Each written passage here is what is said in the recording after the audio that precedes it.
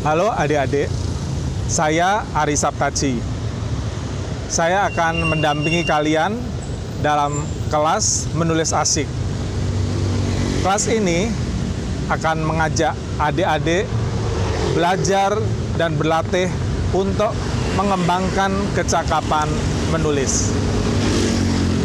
Dalam topik Ayo Bercerita ini, kita akan belajar menulis cerita pendek. Materi akan disampaikan di dalam 4 sesi.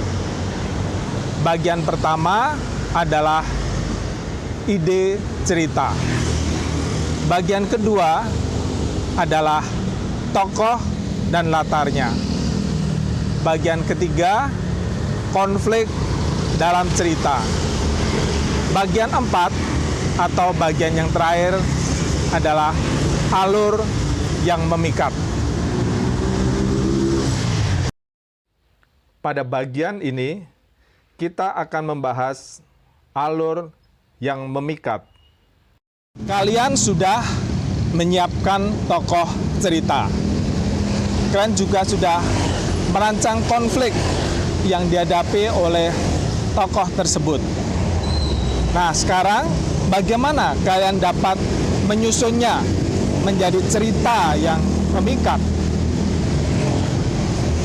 Kalian menyusun cerita itu dalam suatu alur. Alur cerita atau plot adalah cara menampilkan konflik dalam cerita. Alur dapat disebut juga jalan cerita, yaitu rentetan kejadian dalam sebuah cerita. Di situ kita mengikuti konflik melalui tahap demi tahap yang membentuk kesatuan cerita. Nah, sebelum membahasnya lebih lanjut, kita perlu memahami perbedaan antara alur cerita dan laporan peristiwa. Cerita pendek atau cerpen bukan hanya laporan atau rangkaian kejadian. Perhatikanlah contoh berikut ini. Andi bangun pagi. Kemudian ia mandi. Sesudah itu ia sarapan. Kemudian ia berangkat ke sekolah. Di sekolah ia belajar dan bermain dengan teman-temannya. Sesudah pelajaran selesai, Andi pulang ke rumah. Contoh tadi hanya melaporkan rangkaian kegiatan yang dilakukan oleh Andi. Tidak ada konflik atau masalah yang diceritakan. Dalam sebuah cerita pendek, harus ada konflik atau masalah yang diceritakan. Kemudian kita menuturkan konflik itu melalui rangkaian peristiwa yang memiliki hubungan sebab dan akibat. Perhatikanlah contoh berikut ini. Andi menghadapi ujian bahasa Inggris.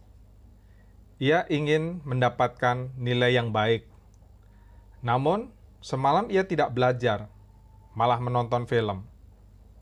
Akhirnya, Andi mencontek pekerjaan temannya. Pak guru mengetahui kecurangannya. Andi mendapatkan nilai jelek.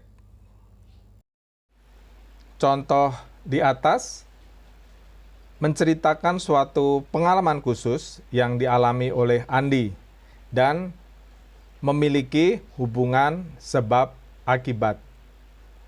Andi ingin memperoleh nilai yang baik dalam ujian, tetapi malah mendapatkan nilai yang jelek. Mengapa? Karena gurunya memergokinya mencontek. Mengapa ia mencontek? Karena semalam ia tidak belajar, tetapi malah menonton film. Kalian bisa melihat perbedaannya? Jadi ingat, jangan hanya menulis rangkaian peristiwa, tetapi peristiwa-peristiwa itu harus ada hubungan sebab dan akibatnya. Alur cerita adalah jalan cerita atau rentetan kejadian dalam cerita. Alur cerita menampilkan konflik melalui tahap demi tahap yang membentuk kesatuan cerita. Berikut ini 4 tahap yang membentuk sebuah cerita. Tahap pembukaan. Bagian ini memperkenalkan tokoh cerita, latar belakangnya, dan keinginan atau tujuan yang hendak diraihnya.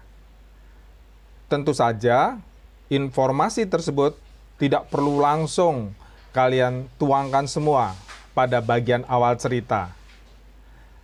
Kalian dapat mengungkapkannya sebagian demi sebagian di sepanjang perjalanan cerita. Tahap permasalahan. Bagian ini menceritakan masalah yang dihadapi tokoh utamanya dalam meraih keinginannya. Baik masalah dari orang lain, dari sekelompok orang, dari diri sendiri, maupun dari alam lingkungannya. Nah, konflik cerita ini sebaiknya diungkapkan sesegera mungkin, sehingga pembaca jadi penasaran dan ingin tahu kelanjutan ceritanya. Tahap perjuangan. Bagian ini memperlihatkan perjuangan atau usaha tokoh untuk mengatasi masalah tersebut. Ia mungkin dibantu oleh tokoh kawan yang mendukungnya. Nah, seperti sudah dibahas di sesi terdahulu, perjuangan ini diungkapkan melalui tindakan, ucapan, dan pikiran si tokoh. Jadi, sebaiknya kalian tidak menulis si A seorang anak yang pemberani. Alangkah baiknya kalau kalian menggambarkan keberanian itu melalui tindakan, ucapan, atau pikiran si A. Jadi nanti biar pembaca sendiri yang mengambil kesimpulan. Wah, si A ini anak yang pemberani ya. Nah, jadi dengan gambaran-gambaran itu kita memperlihatkan perjuangan si tokoh dalam mendapatkan sesuatu yang diinginkannya atau membebaskan diri dari sesuatu yang membelenggunya. Dari situ kita akan bisa melihat watak atau karakter tokoh tersebut. Apakah ia seorang yang pemberani atau pengecut, orang yang tabah atau mudah menyerah, orang yang mendahulukan kepentingan orang lain, atau malah mengorbankan orang lain, dan sebagainya. Tahap penyelesaian. Bagian ini menutup cerita dengan menunjukkan keberhasilan atau kegagalan tokoh dalam mencapai keinginannya. Akhir cerita ini tentu saja harus masuk akal, tidak mengada-ada. Misalnya, tokoh kita harus merapikan kamarnya sebelum pergi bermain. Tiba-tiba, ia menemukan sapu ajaib yang bisa membantunya mengerjakan tugas itu dengan cepat. Nah, kalau tidak ada penjelasan yang masuk akal, pembaca tidak akan percaya dengan penyelesaian yang ganjil seperti itu. Selain itu, ada berbagai kemungkinan akhir cerita. Akhir yang bahagia. Tokoh utama berhasil mendapatkan apa yang diinginkannya. Misalnya, tokoh utama berhasil meyakinkan ibunya bahwa ia bisa bertanggung jawab jika pergi berkemah. Akhir sedih. Tokoh utama gagal mendapatkan apa yang diinginkannya. Misalnya, dia harus berpisah dari sahabat terbaiknya karena ayahnya pindah kerja. Akhir campuran. Tokoh utama berhasil mendapatkan apa yang diinginkannya, tetapi ada efek samping yang buruk. Misalnya, ia berhasil menyelesaikan kasus pencurian, tetapi kehilangan anjing kesayangannya. Atau sebaliknya, ia gagal mencapai tujuannya, tetapi ada efek samping yang baik. Misalnya, ia gagal menjadi juara lomba menyanyi, tetapi mendapatkan teman baru yang menyenangkan.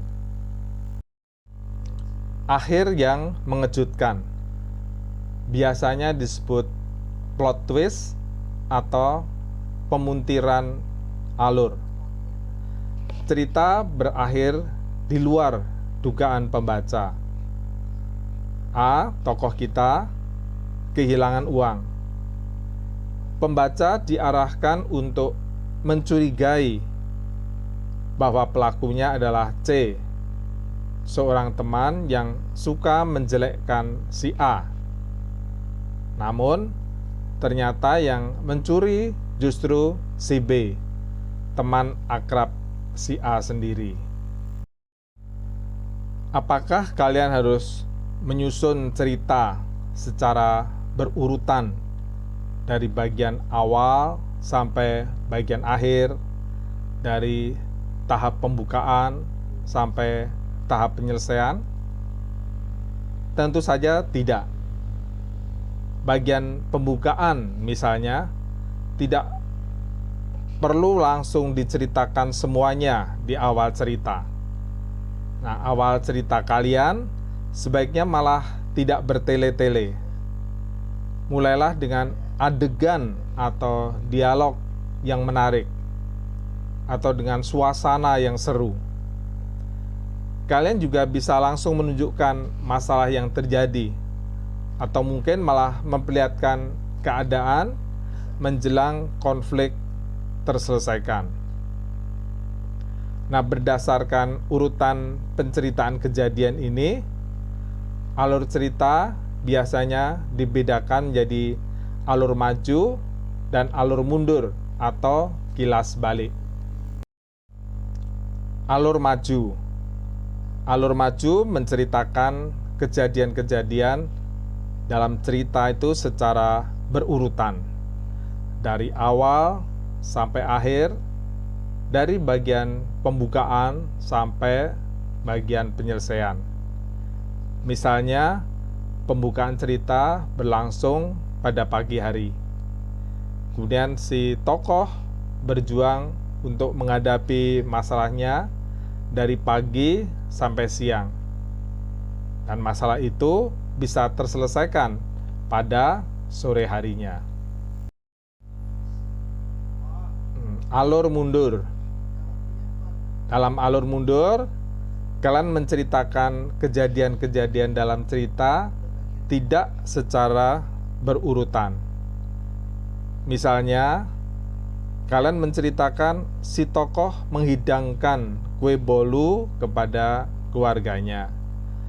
Kemudian kalian menceritakan kejadian seminggu sebelumnya ketika si tokoh mulai belajar membuat kue di rumah tantenya. Nah, jadi kalian sudah mengerti 4 tahap cerita dan bagaimana menyusunnya ke dalam alur yang memikat. Sekarang, bersiaplah untuk menulis cerpen kalian. Bacalah cerpen anak di koran, majalah, buku atau situs internet. Perhatikanlah bagaimana para penulis menyusun alur ceritanya. Tulislah cerita pendek yang menarik berdasarkan konflik, tokoh, dan alur yang telah kalian siapkan. Pakailah alur yang cocok dengan cerita yang hendak kalian susun. Panjang naskah 400 sampai 800 kata. Adik-adik, demikian tadi kelas menulis asik dengan topik Ayo bercerita tentang menulis cerpen. Terima kasih kalian telah menyimaknya dengan baik. Selamat berlatih, selamat menulis. Saya Ari Saptaji.